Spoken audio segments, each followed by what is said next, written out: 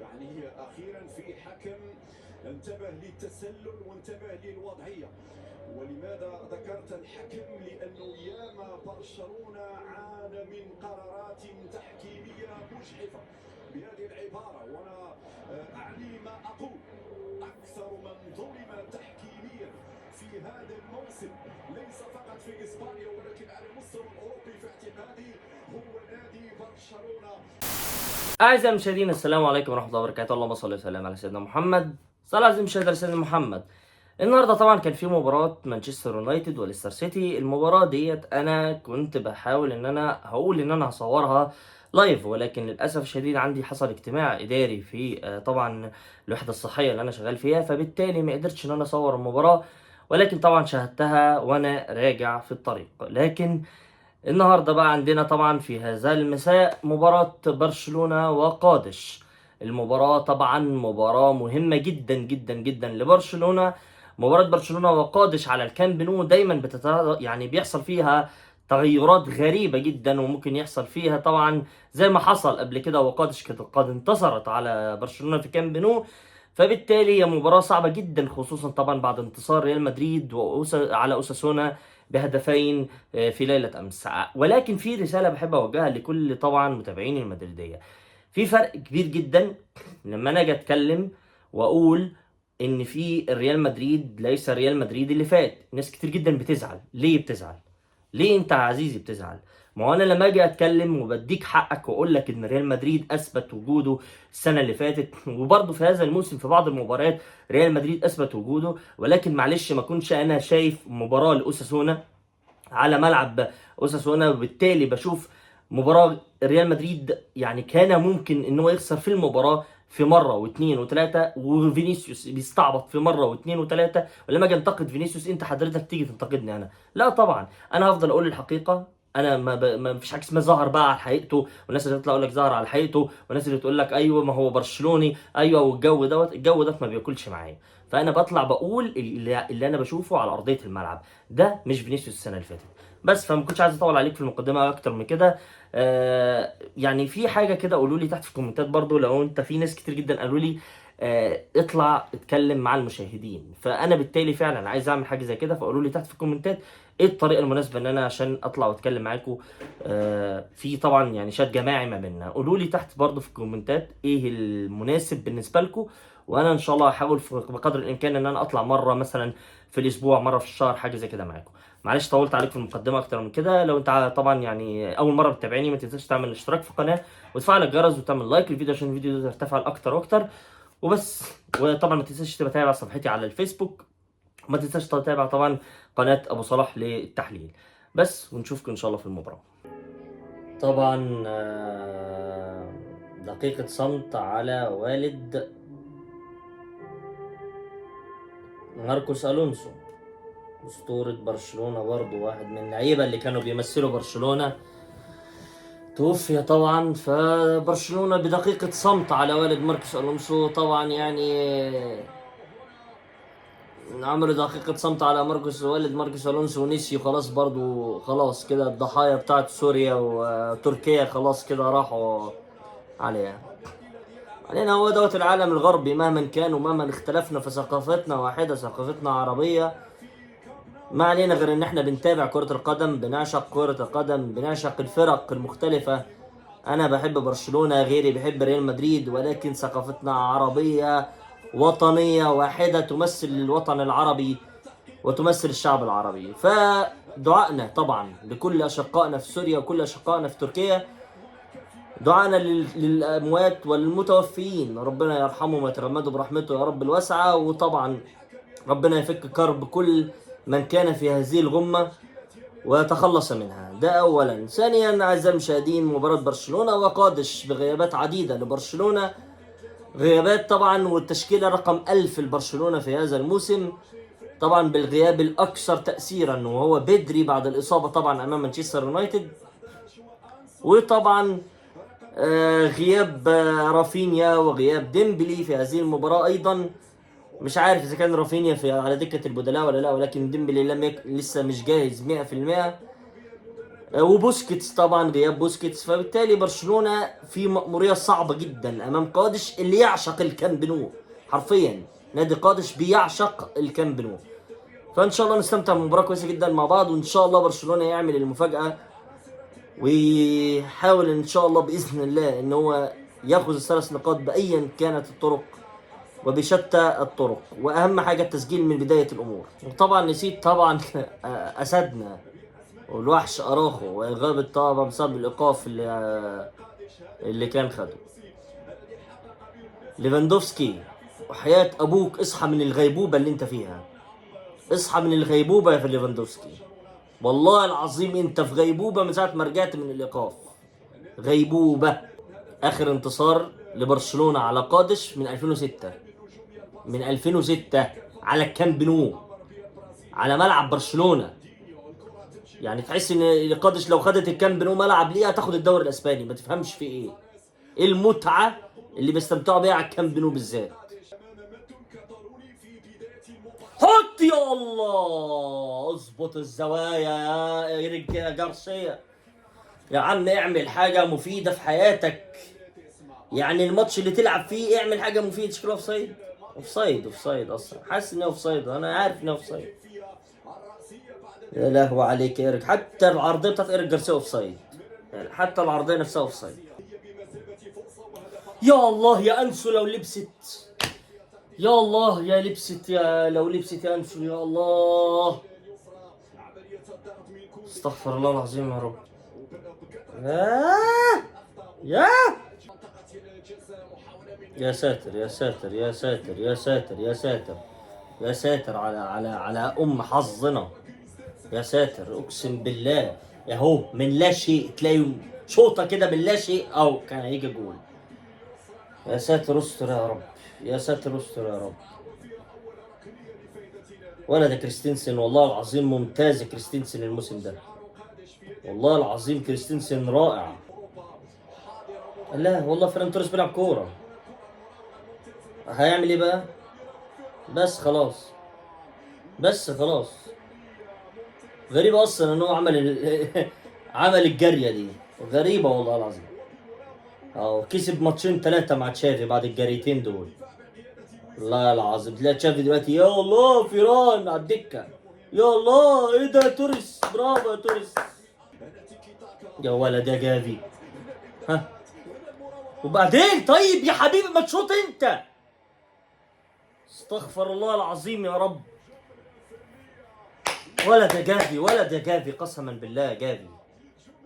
ايه يا ابني المبدع ده يا ابني، والله العظيم مبدع.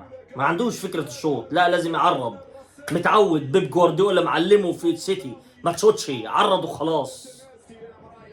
يا الله جون. ماشي في سايد، ماشي في سايد.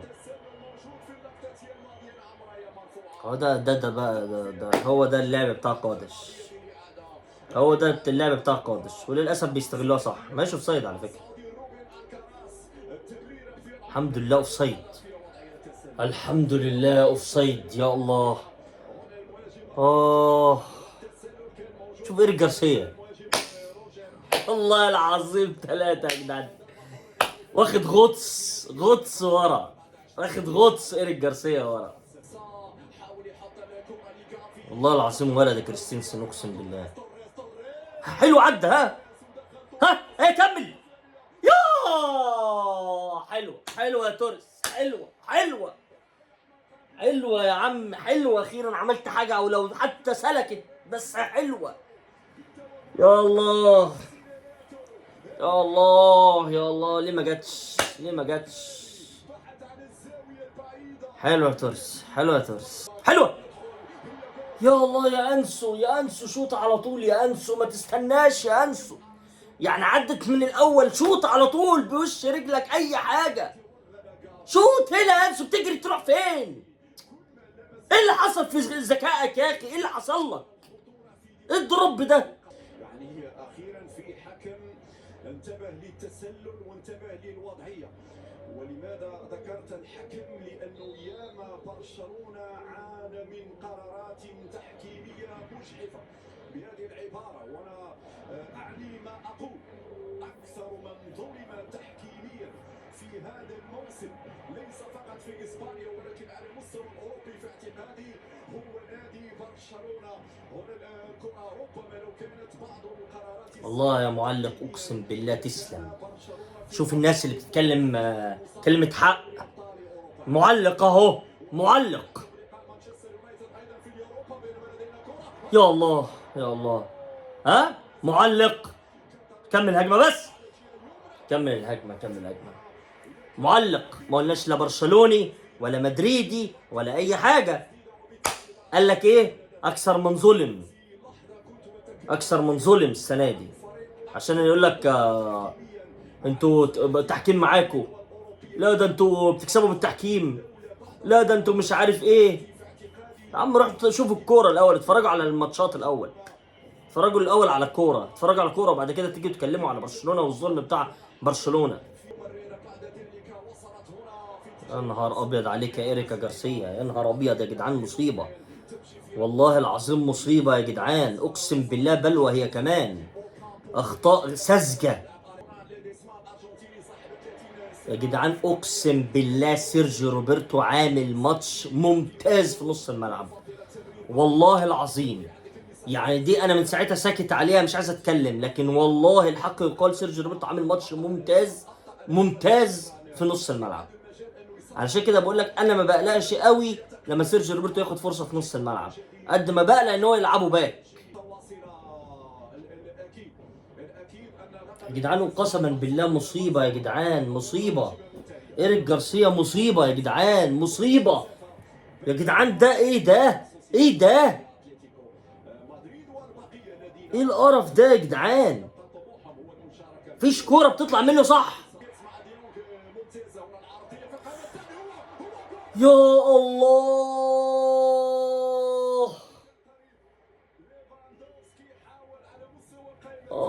يا ليفاندوفسكي ازاي ما عرفتش تنط فوق ده يا ليفا؟ ازاي ما عرفتش تكسبه باكتساح؟ ازاي؟ حلوه يا فران، حلوه يا الله. ايه الحظ ده؟ يلا يا بلدي، هتجري هتجري هتباصي. حلو، ها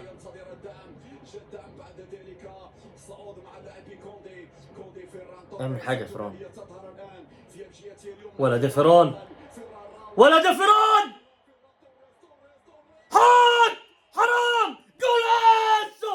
ولد يا فران، ولد يا فران، ورب الكعبة ولد يا فران. اقسم بالله مذهول بيك يا ابني، والله العظيم ولد يا فران. هو روبرتو والله العظيم يستحق جول على الشوط الاسطوري اللي لعبه يا جدعان. ده اقسم لكل الفسده بيلعبوا حلو النهارده، ما تفهمش فيه ايه.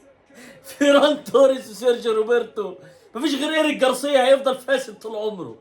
ولد يا فران اقسم بالله. ايه يا ابني ده؟ ايه الابداع ده والله العظيم. شوف ليفاندوفسكي ابن، اقسم بالله معمول له عمل ليفاندوفسكي، معمول له عمل ليفاندوفسكي. في ايه يا جدعان؟ الكرة بالضبه والمفتاح مقفول عليه. ولد يا فران والله، ولد يا فران اقسم بالله. واحد اتنين تلاتة وعرضية ممتازة، بس ليفاندوفسكي حظ امه. ولد يا سيرجيو روبرتو. شوف سيرجيو روبرتو وتمركزه، هو ده سيرجيو اللي احنا عارفينه، هو ده والله العظيم. ارجع يا عم، ارجع بقى فوق. والله العظيم عامل ماتش اسطوري، والله من وجهة نظري روبرتو افضل لاعبي برشلونة في الشوط الاول. هو فيران طبعا، ده فيران بعد اللي عمله ده خلاص ده هيبقى افضل لاعب في الماتش. ولد يا فيران والله، ولد يا فيران.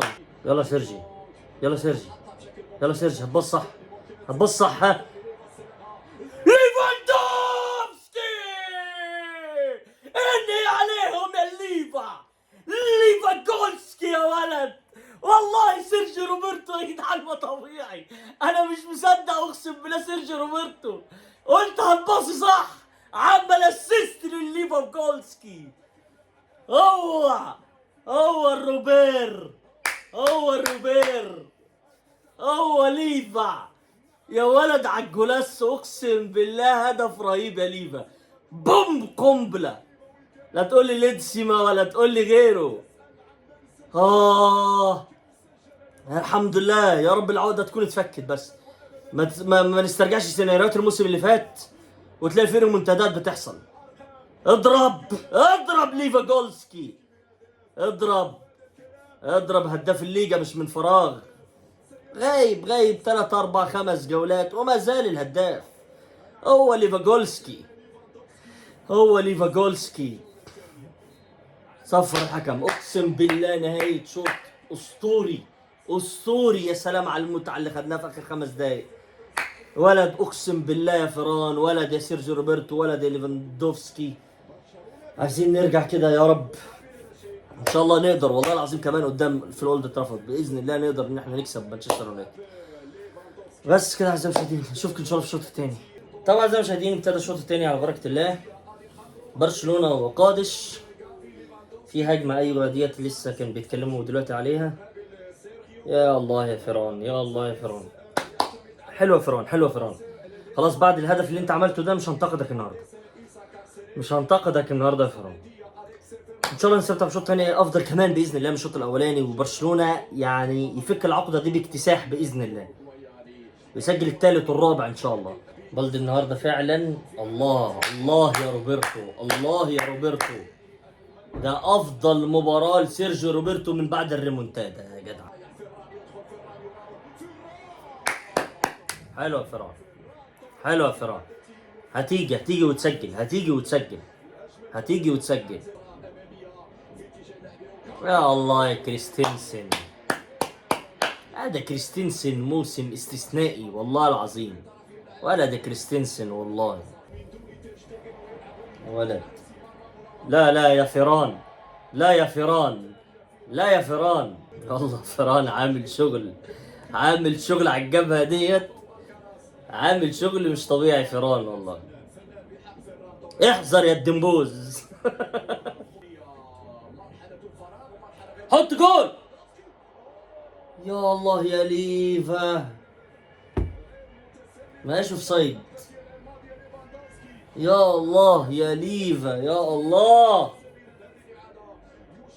لا اوف سايد، لا ده ليفا لسه مش اوف سايد.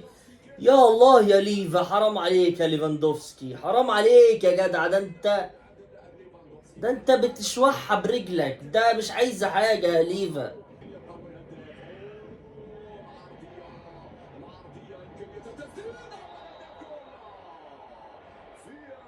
يعني انت مستني ايه يا حكم؟ انا مش فاهم، يعني مستني لحد ما يحطها يعني. واضح جدا الفاول، يعني واضح منطقة الستة ودخل بكوعه، يعني مش محتاجة يعني يا حكم كل ده، يعني مش محتاجة انك انت تستني لحد ما يحطها جول يعني. حلو. ها يلا فران. يا انسو هو في ايه يا انسو؟ استغفر الله العظيم يا رب. وماله انسو فاتي؟ مش عارف في ايه، نسي الكوره ولا ايه يا جدعان؟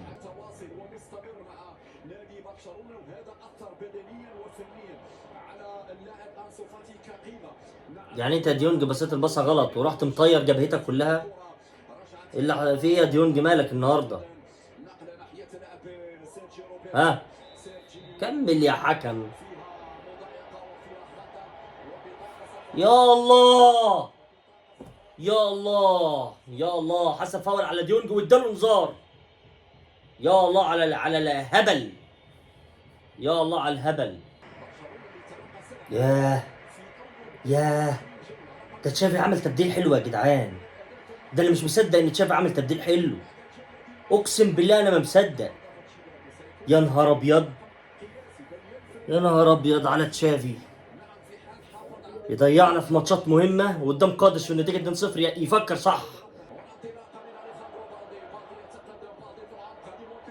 الله يا فران، حلو يا فران والله، حلو يا فران.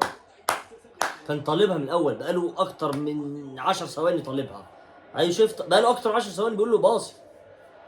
بلدي الصراحه النهارده مش مركز كويس، هو كان طالبها من بدري الصراحه فران. ولد يا شتيجن لازم يحافظ على نظافه شباكه النهارده. لازم شتيجن يحافظ على نظافة شباكه.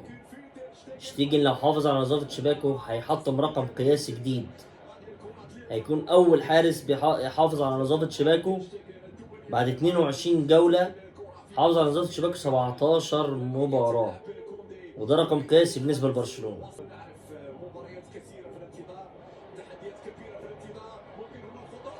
يا الله يا شتيجن يا عملاق، يا جدعان عدى منكم ازاي كده يا جدعان؟ عدى منكم كده ازاي يا جدعان؟ لا حول ولا قوة الا بالله. يا شتيجن يا عملاق، والله العظيم عملاق يا تير. اطلع اطلع يا تير، اطلع يا اسطورة.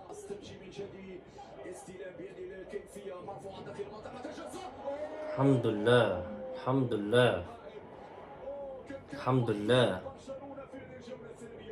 الحمد لله والله الحمد لله.